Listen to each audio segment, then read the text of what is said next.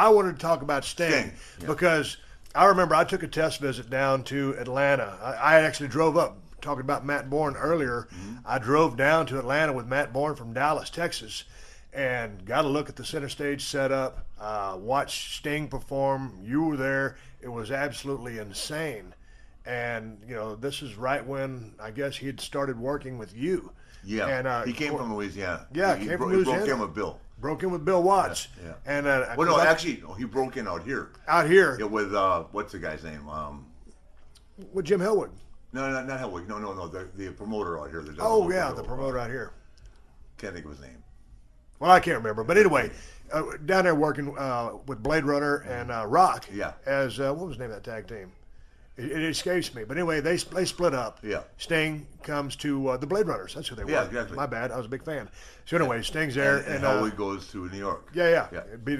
And I would watch Ultimate. I mean, I'd watch Dingo Warrior Jim when he was in Dallas, World Yeah. Class Championship Wrestling, while I was going to school there, and he would go and become the Ultimate Warrior and have a great career.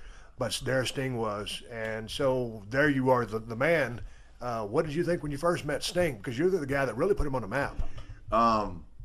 You know, Sting's one of those guys that, what can you say? Just the nicest kid in the world. Yeah. Yeah, I mean, and all he wanted to do was learn.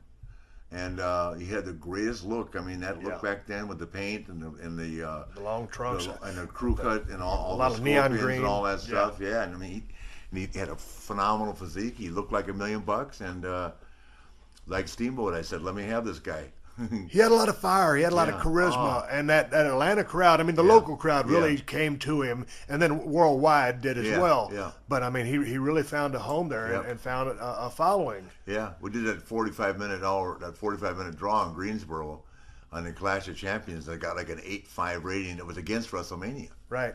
Yeah. When was it? I remember when he tore his patella tendon, and I was thinking, oh my God. That was Corpus Christi. Yeah. Clash of Champions, same and thing. he went down. I didn't think he was going to make it back. Neither did I. I didn't. I'm the one that. What happened is climbing into the cage. Yeah. We were beating the crap out of I can't remember who. Getting heat on someone. It was a night that we said, hey, we only gave him 30 minutes, right, to become. It was a great segment, right? Right. And I can't remember what happened, but anyway, we started beating the hell out of somebody, and Steve came down to make the save. He climbed the cage, and I knocked him off the cage. He fell down and tore the patella tendon. I didn't know it. And then, worse than that, as I climbed out of the cage and through the door and ran and jumped on top of him on the ramp. Yes. And I had no idea that he was hurt. Oh, it felt terrible.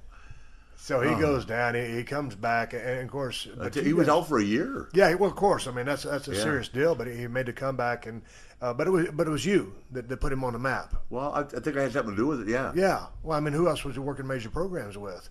Nobody. I mean, I mean, we were married for 3 years. Exactly. 4 years, That's what I'm saying. You got to take a little responsibility here. Yeah. No, but I mean, we.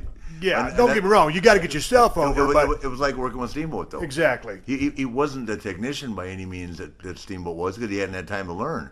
Yeah. But he had ton of fire, and he had $1 million look, and man, the people loved him. And that's the thing. You don't have to be the greatest worker, and he's a very good worker, but you don't have to be the greatest worker in the world, a pure worker, to get over. Yeah. You need something. And so when you went to TNA all these years later, and of course he's running strong over there. Yeah. He looks as good as ever. He's cutting he's cutting the best promos of his life. Yeah. And he's on top over there. Yeah. And he just keeps on ticking. He's had a wonderful career. It amazes me that he's never gone to New York.